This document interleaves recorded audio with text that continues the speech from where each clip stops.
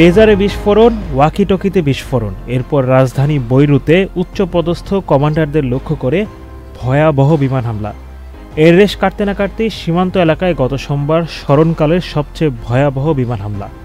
গত 2 সপ্তাহে লেবাননে দখলদার ইসরায়েলের চালানো ধ্বংসযজ্ঞের উদাহরণ এগুলো। সবশেষ গতকাল পর্যন্ত লেবাননে বিমান হামলা অব্যাহত রেখেছে ইসরায়েল। মধ্যপ্রাচ্যের এই দেশ জুড়ে হওয়া সর্বশেষ হামলায় আরও 92 জন প্রাণ হারিয়েছেন। আহত হয়েছেন আরও 1.5 শতাধিক মানুষ। এতে করে গত কয়েকদিনে লেবাননে ইসরায়েলের হামলায় নিহতের সংখ্যা 700 ছাড়িয়ে গেল।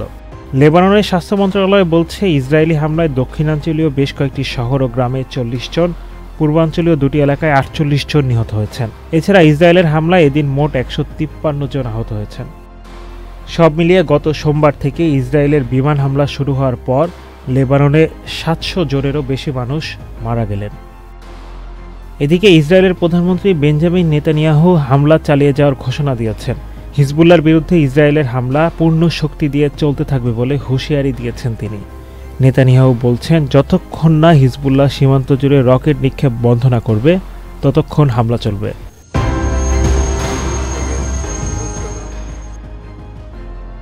অন্যদিকে ইসরায়েলি সেনাবাহিনী গত 24 ঘন্টায় লেবাননে 220টি লক্ষ্যবস্তুতে আঘাত করেছে। সেনাবাহিনী বলছে, উত্তরাঞ্চলীয় কমান্ডের আদেশ অনুসরণ করে ইসরায়েলের যুদ্ধবিমানগুলো গত দিনে এসব সন্ত্রাসী লক্ষ্যবস্তুতে আক্রমণ করে।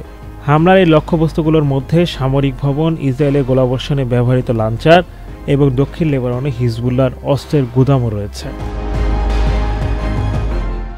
Adnan Delwar, channel I.